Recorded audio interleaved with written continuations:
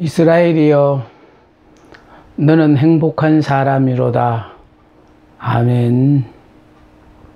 오늘은 사무엘상 5번째 시간입니다. 한나가 사무엘을 양육하며 그 젖대기까지 기다리다가 젖을 뗀 후에 그를 데리고 실로에 있는 여호와의 집으로 올라갔습니다. 한나는 희생의 제물을 가지고 갔습니다. 수소색과 가루 한 에바와 포도주 한 가죽 부대를 가지고 갔습니다. 이때 사무엘은 아이가 어렸다 했습니다. 젖된 나이가 약 3세 정도였습니다. 한창 귀엽게 엄마 품에서 정이 들만한 어린애였습니다. 한나가 엘리에게 가서 사무엘을 약속대로 바쳤습니다. 내 주여, 당신의 사심으로 맹세하나이다. 나는 여기서 매주 당신 곁에 서서 여호와께 기도하던 여자라. 이 아이를 위하여 내가 기도하였더니 내가 고하여 기도한 바를 여호와께서 내게 허락하신지라. 그러므로 나도 그를 여호와께 드리되 그의 평생을 여호와께 드리나이다 하고 그가 거기서 여호와께 경배하니라.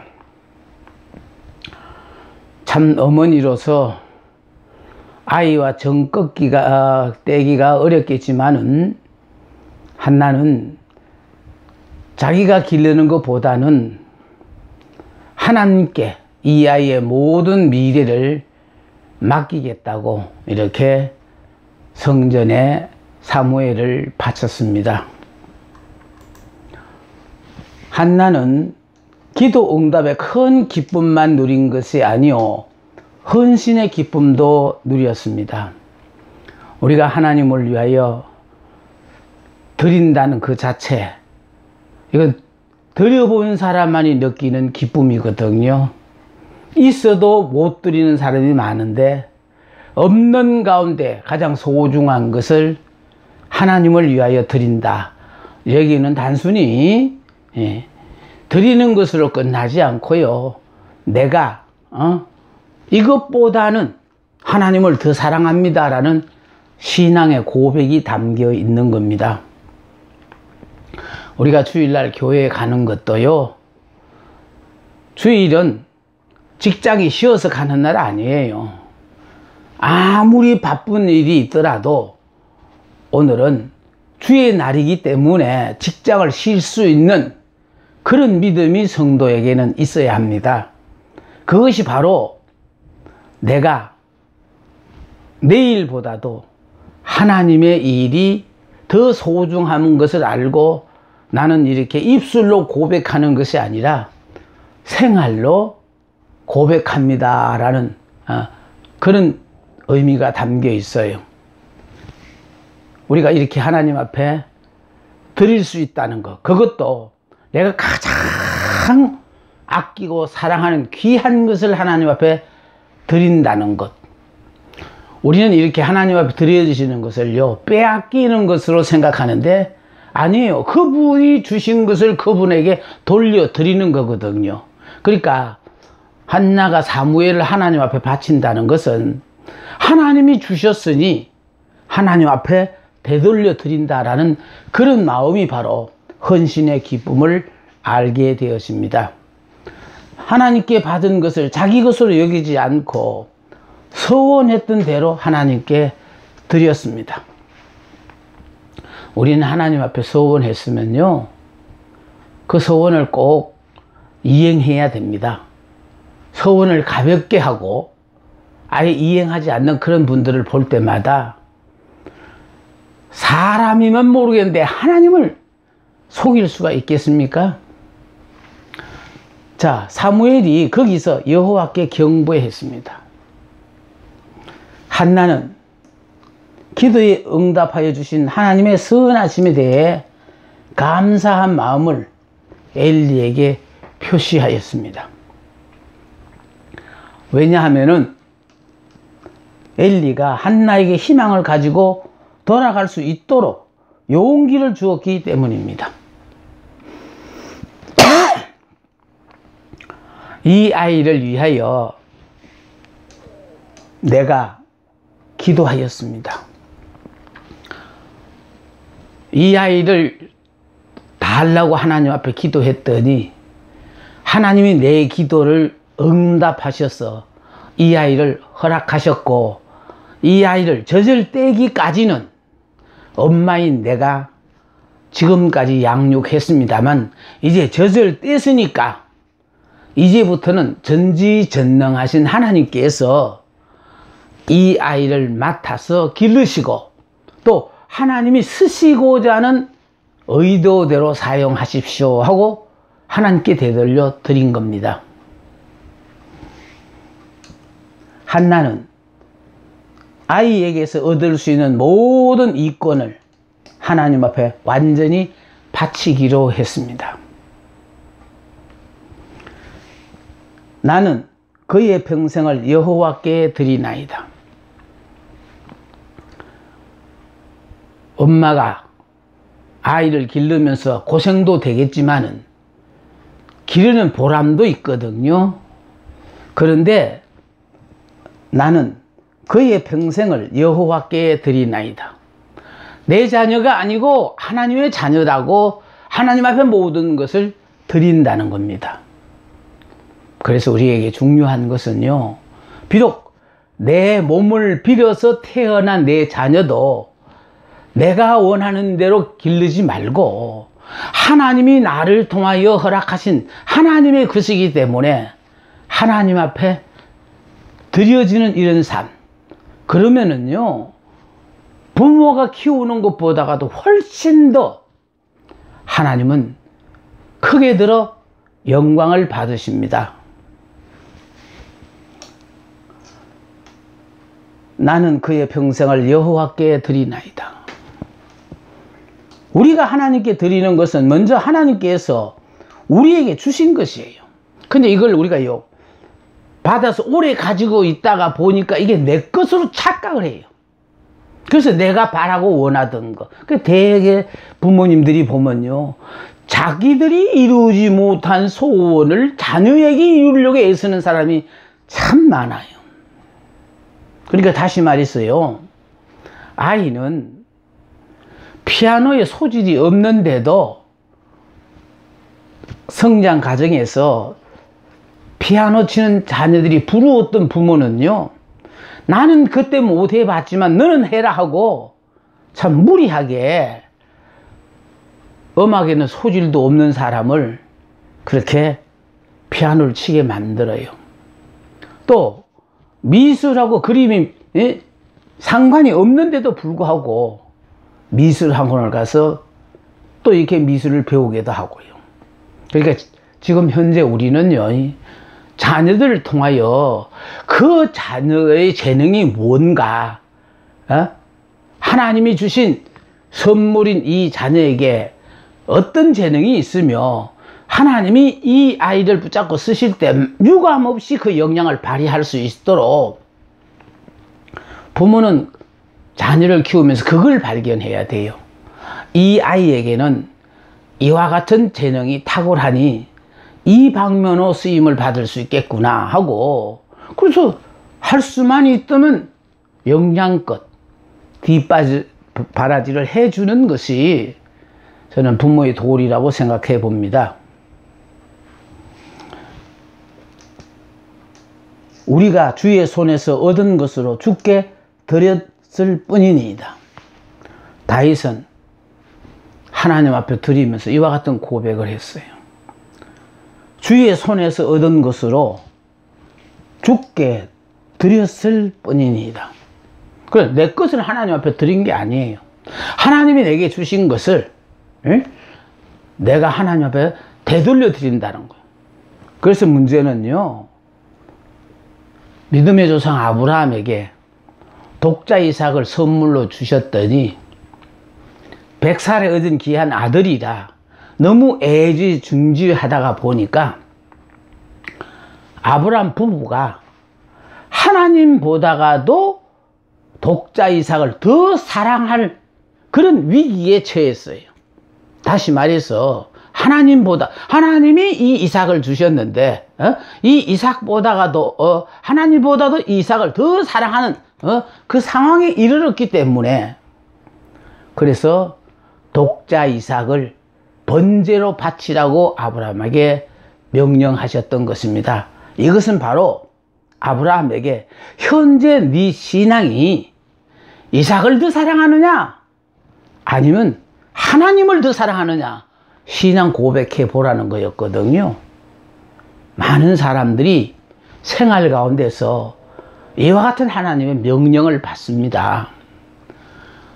네가 그렇게 아끼고 사랑한 그것을 더 사랑하느냐 아니면은 사랑하는 그 자체보다도 하나님을 더 사랑합니다는 신앙 고백을 하는 것을 하나님은 그것을 알고자 하는 거예요. 그래서 독자 이삭을 바치라고 했을 때 얼마나 많은 아브라함들이요 드릴까 말까 하고요 대부분의 사람들은요 못 들은 척하고 넘어가요. 왜냐하면은요 그것도 아버지의 손으로 자식을 그걸 죽여서 번제로 드린다, 이 비상식적이고 비윤리적인 행위를 하나님 요구하실 턱이 있겠냐, 그러면서 외면할 수 있어요. 그런데 아브라함은요 드릴까 말까 한 게 아니고 하나님께서 번제로 드리라고 하니까 그래서 그냥 번제로 그냥 드렸어요. 그러니까 드릴까 말까 할 때는 하나님이 우리를 그걸 빼앗아 버려요. 왜? 그것이 앞으로 시간이 가면은 그게 하나님이 되거든요.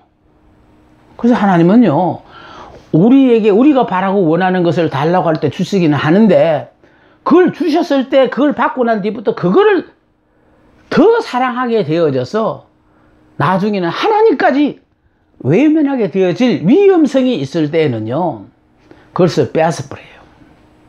그래서 드릴까 말까 하고 망설이는 사람들 앞에는 하나님께서는 확 빼앗아 버리고 말고 아브라함처럼 마치 한 마리의 양을 하나님 앞에 드리는 것처럼 순순히 순종했을 때 하나님이 급하셨어요. 그래서 성경에 보면은 아브라함하고 하나님이 급히 아브라함을 부르시거든요. 이제야 내가 하나님을 경외하는 줄을 알겠노라. 그만하면 됐다는 거예요. 나는 너에게 독자 이삭을 번제로 드리는 것까지를 원하는 게 아니고 드리라고 했을 때 너의 반응이 어떻게 나오는가를 봤는데 아까워하지 않고 마치 한 마리의 양을 잡아 하나님 앞에 드리듯이 순종하는 그 모습을 보고 아브라함아 아이에게 손대지 마라 그러면서 가까이 수풀에 걸려있는 한 수양을 발견하게 함으로 말미암아 아브라함은 하나님 앞에 그 믿음을 인정받았어요. 그러니까 인정받음으로 말미암아 이삭을 다시 같이 동행해서 집으로 돌아오게 됐다는 거예요. 그러니까 결국은 이건요 우리가 하나님 앞에 드릴까 말까 하는 건 이거는 곧 하나님보다 더 사랑할 위험이 있으니까 하나님은 우리를 사랑하시기 때문에 빼앗아 버려요. 어쩌면 영원히 그거하고는 여러분이 인연을 못 맺을지 몰라요. 우리는요 하나님이 주신 것을 사랑하되 하나님보다는 덜 사랑해야 됩니다. 그래서 자녀를 하나님이 선물로 주시면 그 자녀 때문에 결국은 하나님 섬기는 일에 등한시 되어지면은 그 자녀까지도 하나님은 데리고 가실 수 있다라는 것을 우리는 명심해야 됩니다. 그래서 우리가 하나님의 물질의 축복을 주시면은 그 물질로 말미암아 사업이 번창하고 잘 되어지니까 시간이 없어서 하나님 섬기는 일에 게을러지면은요, 하나님께서는 그 사업을 와장창 중창 망하게 만드셔요. 한가져야만이 하나님을 섬기니까. 우리는 하나님이 주신 것으로 말미암아 하나님보다 더 사랑하는 어리석은 믿음을 행위를 해서는 안 되겠습니다. 우리가 주의 손에서 얻은 것으로 주께 드렸을 뿐입니다. 드리면서 자랑할 것 없다라는 거예요. 당연하게 의무로 하나님 앞에 드려야 된다는 거예요. 그게 바로 이것이 하나님의 것입니다 라는 신앙 고백이거든요. 그래서 우리가요, 오늘날까지 에베네셀로 살아온 이 모든 것이 하나님의 은혜라고 생각하시는 분은 정말 현재도 그 하나님이 나와 더불어 함께 하시는 임마누엘의 하나님이실 뿐 아니라 내가 내일까지 살아서 해야 될 일이 있다면은 하나님께서 여호와 이레로 나를 위하여 준비하신 축복이 있어요. 그러니까 내일 일을 내일 염려하라. 그날 일은 그날 일은 족하라고 하신 말씀 자체가 우리는 내일을 염려하고 살아서는 안 돼요.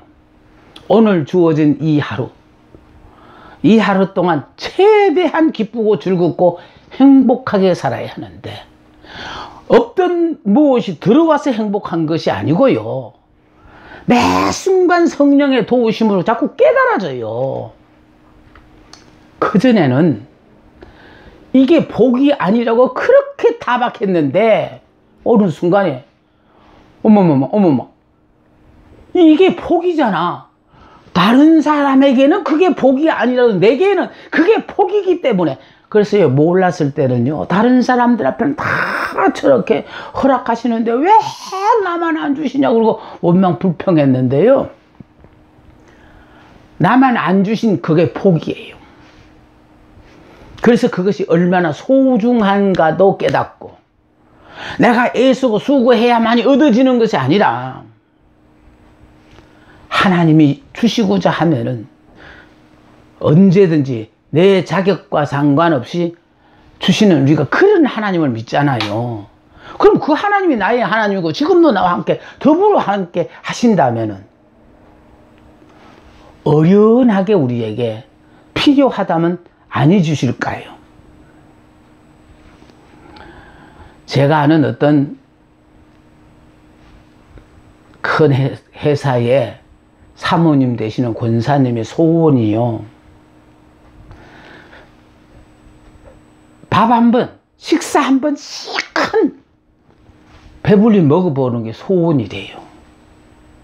참 우리가 생각하기에는 참 웃기는 얘기죠. 아니, 큰 회사의 사장님의 사모님 되시는 분이 식사 한번 배불리 먹어보는 게 소원이라 하니, 그게 우리가 듣기는 참 말 같지 않는 얘기 같잖아요. 근데 그분의 소원이, 큰 배불리 먹어보는 게 소원이에요. 근데 왜 그러냐? 위암으로 위를 3분의 1을 잘라냈기 때문에. 그래서 더 이상 그렇게 먹을 수 있는 기회가 없기 때문에. 그리고 우리가요, 인생사를 살면서 남들 사는 거 보고 부러워할 거 하나도 없어요. 오로지 하나님이 나를 향하신 아름다운 계획이 계셔서 우리로서는 도저히 이해가 안 되어지는 상황인데도 하나님으로서는 내가 그 과정을 통과해야 하기 때문에 우리는 죽는다고 비명을 지르는데도 전혀 듣지 아니하시고 외면하시며 그 가운데 내버려 두셔요. 그런데 문제는요, 이럴 때 중요하다는 사실이 바로 우리는 예수를 믿을 때 내가 옛사람은 죽어버리고 새사람으로 태어난 영의 사람이다 라는 것만 여러분이 깨달으시면은요, 지금까지 이건 복이 아니라고 막 타박했던 것이요. 이게 복이구나. 다른 사람에게는 몰라도 이게는 꼭 내게 필요한 복이구나. 이런 걸 자꾸 깨달아요. 그래서 내가 살아있을 때는요, 내가 원하는 소원대로 안 들어주면 원망불평하지만은요, 나는 죽고 예수로 사는 영의 사람이 되면은요, 나는 저쪽 자격이 없잖아요. 이스라엘이 무슨 자격이 있습니까? 할 수 있는 건 아무것도 없는데, 그런 나에게 내 주변의 모든 사람들이 너무너무 과분하리만치 잘해야 된다는 거, 이거 깨달을 때마다요, 행복하다는 말밖에 할 게 없어요. 너무너무 우리의 자녀들이 잘해주니까. 그러니까 우리 부부는요, 우리가 전생에 나라를 구원했나 어떻게 돼가지고 우리로서는 도저히 감당할 수 없는 이런 큰 은혜를 우리 자녀들이, 저들에게 우리가 한 건 항상 미안하고 부족했고, 더 나은 부모님을 만났더라면 훨씬 더 좋아질 수 있었을 텐데, 부족한 우리를 만났기 때문에 참 고생도 많이 하고 힘든 삶을 살아왔는데, 했던 그런 삶이요, 다 지난날 이 얘기로 돌아가고, 요사이는요, 이런 복을 내가 누리고 살아도 되는지 모르겠네. 그저 우리는 그러고 삽니다. 그러니까 없었던 돈벼락이, 돈뭉치가 그냥 하늘에서 뚝 떨어지는 이런 기쁨이 아니고, 우리로서는요, 불평하고 원망하던 모든 일들이 이게 다 복이었는데, 문제는 내가 못 깨달아가지고 복을 타박하고 있었구나. 내가 고르면은 절대로 못 고를 그런 기가 막힌 내 이웃의 사람들을, 내 가족들을 하나님이 허락하셨는데, 내가 삶의 기준이 되니까 내 마음에 안 들다고 불평하고 원망했는데, 나는 죽어버리고 예수님이 나의 머리가 되어지니까 내 주변에 그런 사람들이 살고 있다는 자체가 이게 기가 막힌 복이라는 걸 깨닫는다는 거예요.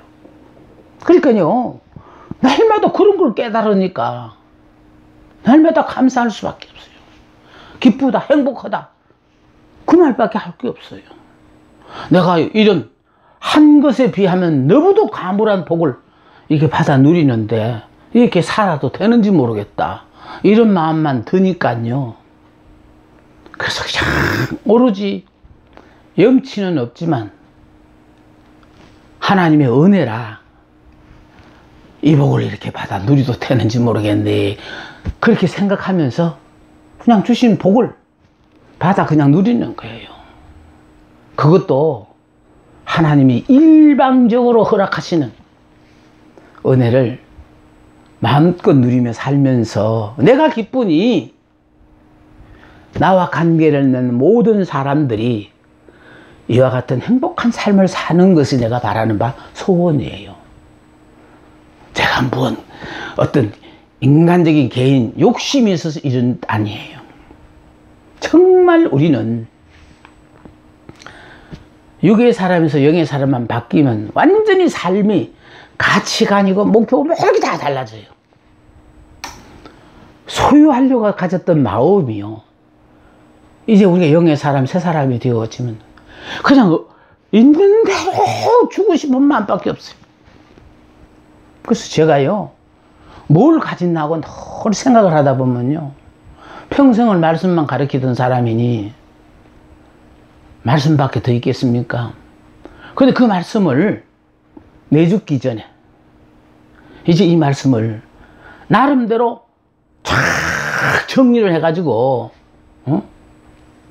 그래서 누구든지 내 뒤를 따라오는 사람이 있다면은 이게 그들이 오는 길에 이정표가 되어져서 정말 정말로 하나님이 원하시는 뜻은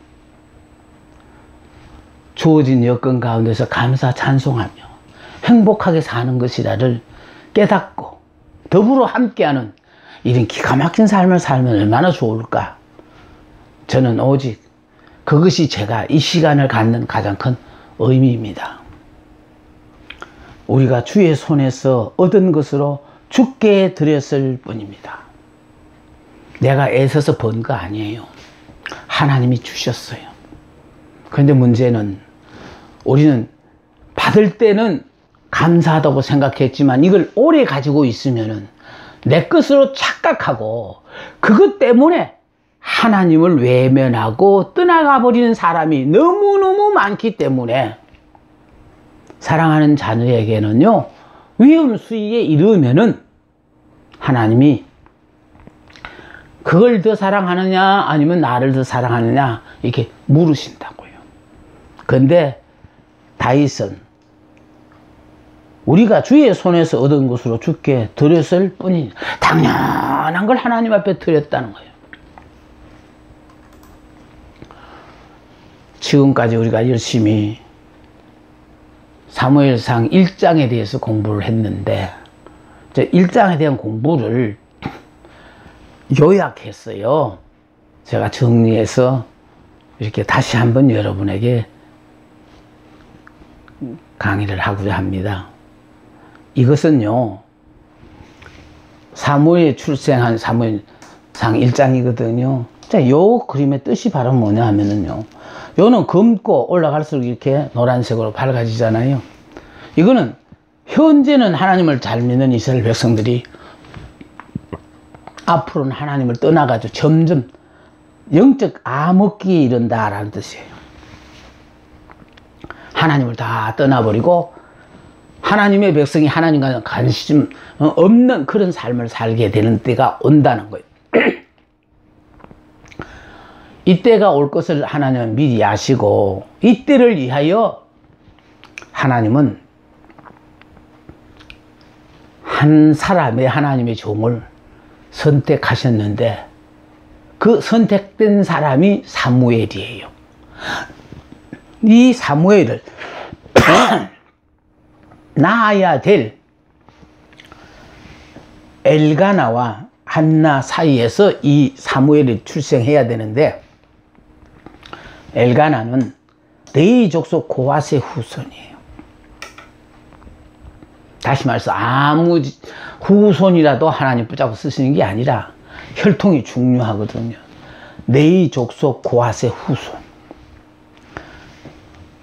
다음에 시골에 묻혀 사는 평범한 레위인이에요. 그러니까 뭐가 특별하게 알아주는 사람도 아니에요. 그러니까 누가 알아줘서 남의 눈을 의식해서 신앙생활 하는 게 아니라 나는 하나님의 자녀이기 때문에 당연히 하나님을 섬기는 것은 이건 당연하다. 그러고 사는, 그러니까 시골에 묻혀있는 평범한 레위, 그러나 모범적인 신앙의 사람이에요. 그러니까 다른 사람이 알아주든 말든 상관없어요. 하나님이 알아주시면 돼요. 저의 신앙과는 그래요. 사람 앞에 알려지는 게 싫어서가 아니라 사람 앞에는 제가 오해를 참 많이 받아요. 왜냐합니까?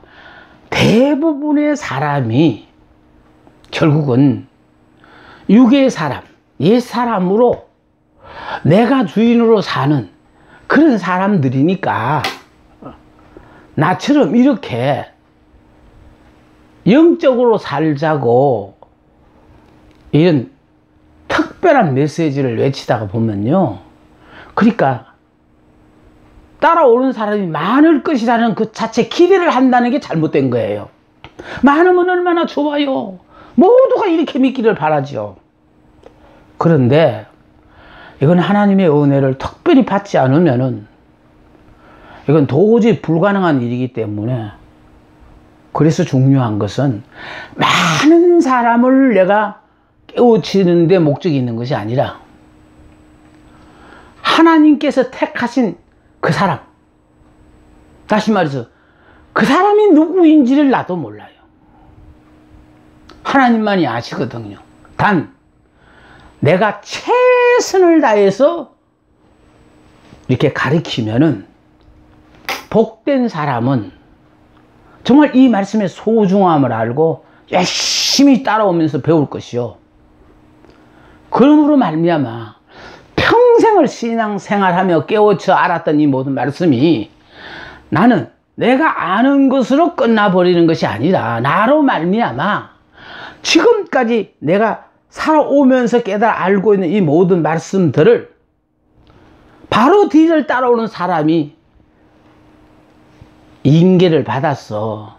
그래서 못다한 그 일을 계속해서 이어갈 수만 있다면은 더 이상 바랄 게 뭐가 있겠냐. 저는 그런 마음에서요. 하나님이 내게 이게 그림도 그리는 은사를 좀 주셔가지고, 특별하게 이렇게 시청각 교재로 머릿속에 이렇게 각인시켜 주려고 성경 자체를 아는 것으로 저는 끝나지 않았고, 그거를 어떻게 설명을 하면 더 쉽게 납득이 갖고 영원히 잊지 않을까. 그래서 원고가 작성되어진 것을 끝나지 않고 그 원고 자체를 다시 착 묵상을 통해서 한 폭의 그림으로 그리는 거예요. 그래서 그 그림 자체가 이게 앞으로 이스라엘이 하나님을 떠나서 영적 암흑기에 이렇게 이르게 되어질 때에 이 이스라엘 백성들을 하나님 앞으로 되돌려오기 위해서 준비된 하나님의 종을 낳아야 될 부부가 이 엘가나의 가문을 통해서 한나의 배를 통해서 이 땅에 태어나야 하거든요. 자, 그런데 한나는 자녀를 임신하지 못하여 남편에게 후시를 허용했다라는 거예요. 그러니까 결혼하면 누구나 들어서는 아이가 이게 한나에게는 하나님이 허락하지 않았다는 거예요. 그러니까 결국은 아이를 못 낳는 성녀라는 거예요. 그런데 여기 재미로운 것은요, 아이를 못 낳는데 자기가 이 가문의 대가 끊어지면 안 되니까 그래서 후시를 얻어서 대를 잇게 했어요. 이게 바로 뭐냐면 인간적인 방법이다라는 거예요. 하나님의 일은 하나님의 방법으로 하시기를 원하거든요. 다시 말해서 기독교는 부활의 종교라 죽은 사람을 살려서 부활의 역사에 동참자가 되게 하는 거예요. 우리의 생활 속에서 하나님은 우리를